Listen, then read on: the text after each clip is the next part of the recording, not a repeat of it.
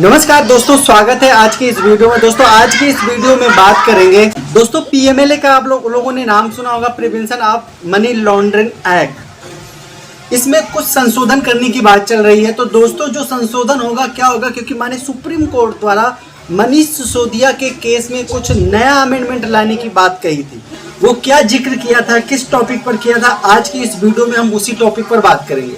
तो दोस्तों बिना टाइम को वेस्ट किए वीडियो शुरू करते हैं। आप लोग को यकीन दिलाना चाहता हूँ ये वास्तव में वीडियो बहुत ही इंटरेस्टिंग और बहुत ही इंफॉर्मेटिव होने वाली है। दोस्तों शराब नीति मामले में दिल्ली के पूर्व उप मुख्यमंत्री मनीष सिसोदिया की जमानत याचिका को मंजूर करते हुए माने सुप्रीम कोर्ट ने हाल में ही कहा कि जिन मामलों में सुनवाई में देरी हुई है और आरोपी लंबे समय से पुलिस हिरासत में है, तो उस आरोपी को जमानत के अधिकार सीआरपीसी की धारा 439 धन संशोधन निवारण अधिनियम की धारा 45 में शामिल किया जाएगा। हालांकि यह आरोप प्रकृति पर निर्भर करता है।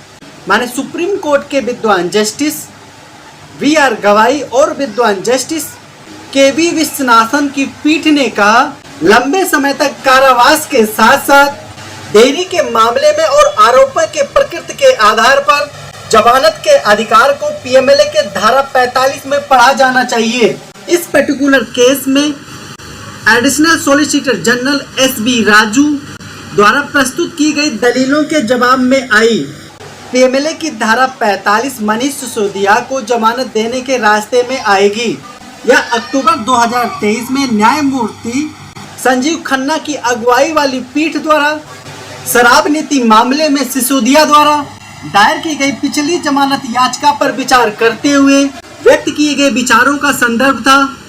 दोस्तों उस फैसले में शीर्ष अदालत ने कहा, संवैधानिक आदेश ही उच्चतर कानून है। यह उस व्यक्ति का मूल अधिकार है जिस पर किसी अपराध का आरोप लगाया गया है और उसे दोषी नहीं ठहराया गया है कि उसे शीघ्र सुनवाई का अवसर दिया जाए। जब मुकदमा अभियुक्त के अलावा अन्य कारणों से आगे नहीं बढ़ रहा हो तो न्यायालय को जब तक कि अच्छे कारण न हो जमानत देने की शक्ति का प्रयोग करने के लिए निर्देशित किया जाएगा तथा उपरयुक्त कारक विशेष रूप से उन मामलों में अदालत का मार्गदर्शन करेंगे जहां सुनवाई में बरसों लगेगा। इस दृष्टिकोण की पुष्टि करने के लिए जस्टिस गवाई और विश्वनाथन की पीठ ने राम कृपाल मीना बनाम प्रवर्तन निदेशालय में हाल में ही दिए गए माने सुप्रीम कोर्ट के फैसले का हवाला दिया, जिसमें जस्टिस सूर्यकांत और जस्टिस भुवन की पीठ ने धारा 45 पीएमएलए के तहत दोहरी शर्तों में ढील दी और याचिकाकर्ता आरोपी को हिरासत में लंबी अवधि और कम समय में मुकदमा समाप्त न होने की संभावना का हवाला देते हुए जमानत दे दी। याचिकाकर्ता पर 1.20 करोड़ रुपए का भुगतान के लिए राजस्थान शिक्षक पात्रता परीक्षा 2021 के प्रश्न पत्र लीक करने और वितरित करने का आरोप लगाया गया था।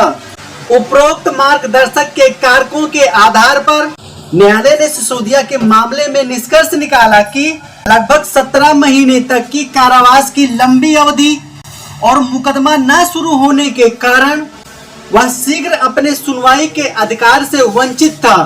दोस्तों इस प्रकार माने सुप्रीम कोर्ट ने जमानत दे दी। आशा करता हूँ ये वीडियो आप लोगों को बहुत अच्छा लगा होगा, तो प्लीज लाइक करना बिल्कुल मत भूलना। अगर इस टॉपिक से संबंधित अगर आपका कोई सवाल है तो अभी कमेंट कीजिए और वीडियो किसी और के काम आ सकता है तो शेयर कीजिए। फिर मिलते हैं एक नई वीडियो में। बहुत बहुत धन्यवाद।